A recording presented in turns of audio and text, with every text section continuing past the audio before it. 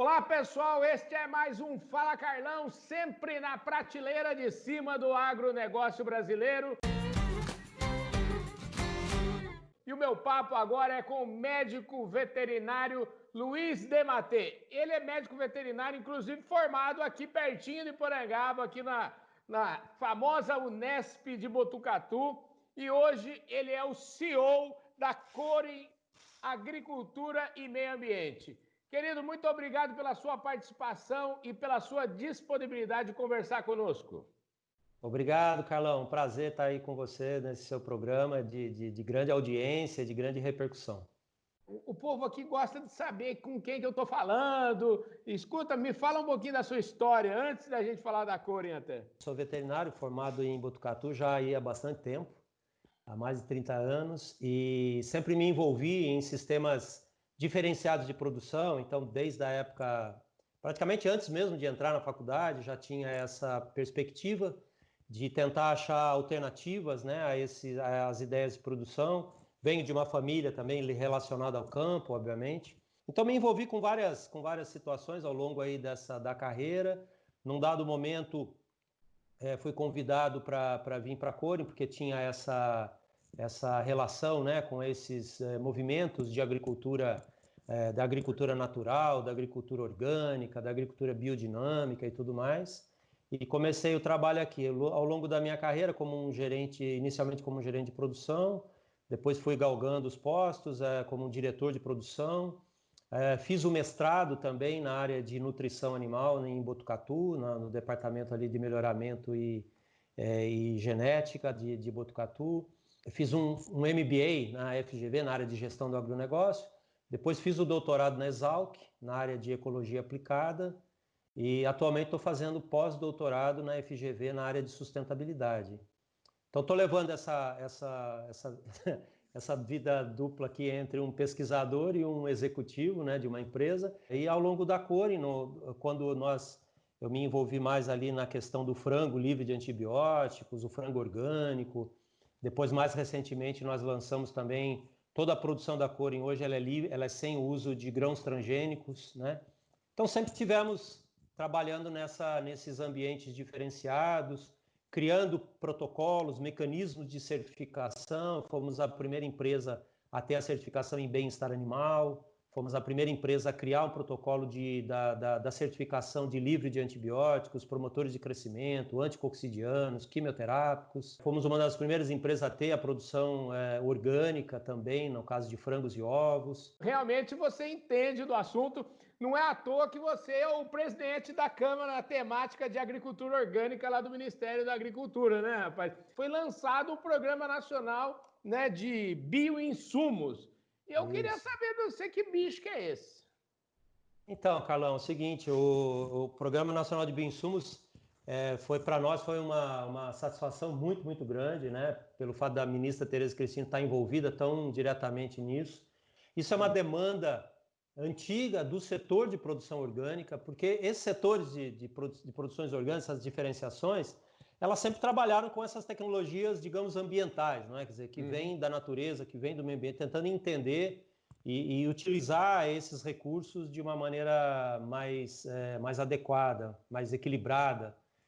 E então isso é uma demanda da Câmara Temática de Agricultura Orgânica. Já há mais de 5 anos a gente vem solicitando ao Ministério da Agricultura que criasse o programa, porque uma vez que os agentes começam a entender o potencial disso, obviamente o negócio precisa ser melhor regulado, né, Carlão? Senão as pessoas, os agentes começam a tomar aquilo para si ou fazer coisas que também podem até ser irresponsáveis. Então, num dado momento em que o negócio cria uma certa robustez, obviamente é necessário ter alguns meios de regulação, de normalização dos sistemas, né, de produção, de comercialização, de utilização disso tudo. E isso foi criado, esse Programa Nacional de Bioinsumos, como eu disse, foi uma demanda do setor de produção orgânica, mas o bioinsumo, obviamente, não é somente para a produção orgânica, ele se presta a toda a produção agropecuária do país e do mundo, obviamente, porque traz benefícios muito grandes no momento em que a sociedade clama, né, demanda produtos mais mais afeitos, né, às ideias de sustentabilidade, que tomem em consideração as questões ambientais, as questões sociais. Então, tudo isso das propriedades agrícolas, dos sistemas produtivos.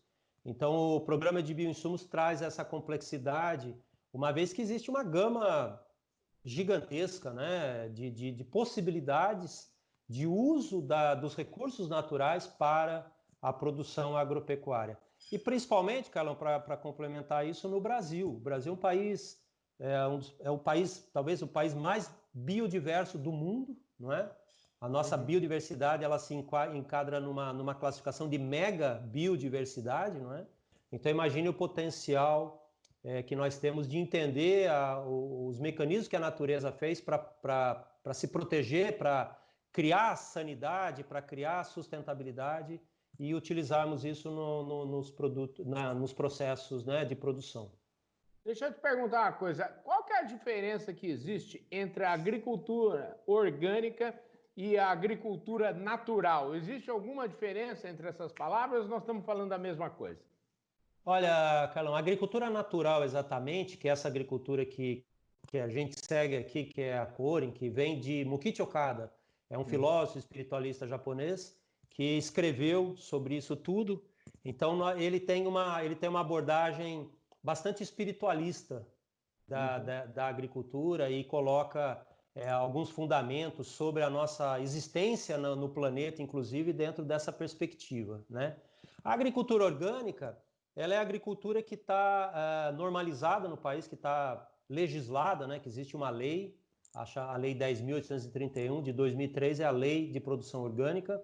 Então, todas essas correntes de agricultura, e Botucatu tem aí o pessoal da biodinâmica, então essas coisas que vêm de Rudolf Steiner, então a agricultura natural vem de Mukichi Okada, depois tem uma outra agricultura natural que vem de Masanobu Fukuoka.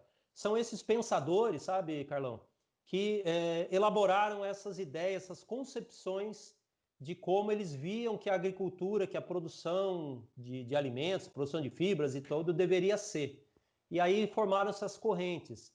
E eu diria que o Brasil, ele também é um país mega diverso culturalmente falando. E aqui no Brasil, pelo ingresso, né, de imigrantes europeus, asiáticos, japoneses e tal, nós temos também aqui essas estruturas que se formaram de agricultura biodinâmica, de agricultura natural, de agricultura de permacultura, de agroecologia, que também é um ambiente muito, muito rico e que vem oferecendo uma contribuição importante no cenário da produção agrícola e pecuária brasileira. E a agricultura orgânica, ela é para todo mundo ou ela é uma agricultura que forçosamente acaba sendo uma maneira um pouco mais custosa, onerosa de se produzir e, portanto, chega na ponta para o consumidor um produto um pouco mais caro? Ela é uma agricultura para todo mundo, sabe? Isso eu posso falar de maneira muito, muito clara, muito objetiva, muito definitiva. É claro que ao longo do tempo ela não contou e não conta ainda com todos os recursos, com todos os interesses para promover pesquisa, desenvolvimento. Então temos muitos gargalos, mas esses gargalos vão ser superados e o programa de bioinsumos vai contribuir nisso, né, para que a gente alcance ainda melhores níveis de produtividade, de condições de produção, superando gargalos, para que a agricultura orgânica ela se estabeleça de forma mais em escalas maiores e tudo mais. Mas a agricultura orgânica tem potencial, tem condições, né, de suprir as demandas mundiais na produção de alimentos, e isso tá acontecendo gradativamente, como eu disse, é uma questão. À medida em que as pessoas começarem a compreender mais um pouco o que é a agricultura orgânica e qual é o potencial que ela traz e quais são os benefícios que ela traz, as pessoas vão entender um pouco o que é essa relação de custo também que elas veem na prateleira do supermercado. Isso é claro, isso é importante, mas ela tem uma razão pela qual isso acontece e essas situações elas estão sendo superadas pouco a pouco, ano a ano. E o programa de bioinsumos e da maneira como a própria ministra falou, se referindo aos orgânicos, né, ao setor de produção orgânica de uma maneira muito, muito favorável, muito amistosa e muito, muito proativa, mostra que esse caminho está acontecendo. A gente já vê, eu vejo mesmo assim, a própria indústria, no caso, muitas indústrias na área de, enfim, na área de pecuária, na área também de agricultura, com certeza também já estão pesquisando muito sobre essa questão dos biológicos, vamos chamar assim, né? Exatamente, Carlão, exatamente, porque isso não é só para a produção orgânica, ele contribui muito, mesmo nos ambientes chamados, né, convencionais de agricultura. Então, Uhum, a questão da otimização, inclusive, do efeito de um dado, de um insumo químico, uhum. pode ser melhor potencializado pelo uso dos bioinsumos, né? E nós podemos, inclusive, fazer reduções em fertilizantes químicos, melhorando a atividade biológica de um solo, por exemplo. Então, nós podemos ter um efeito sinérgico, inclusive, claro que com o devido cuidado nas aplicações, mas nós temos, efetivamente, isso já tem sido demonstrado, um efeito sinérgico do apoio que esses bioinsumos podem dar, inclusive às produções convencionais, digamos, né? Uhum. Então há um benefício, além do benefício naquele local, naquele ambiente, no solo, na planta, nos mananciais, há um benefício inerente para a sociedade como um todo, para as populações rurais, sobretudo, que estão mais expostas aos riscos de processos de contaminação difusa que acontecem no caso do uso indiscriminado dos agrotóxicos, por exemplo. Vocês têm previsão quanto já se usa de biológicos hoje no Brasil e qual é a agricultura que você imagina que a gente vai estar praticando, digamos, em 10 anos? A grande maioria das empresas é bastante recente nisso tudo, então os dados ainda estão sendo apurados, mas hoje a gente já fala alguma coisa em torno de 50 milhões de hectares utilizando algum tipo de bioinsumo, né, no país.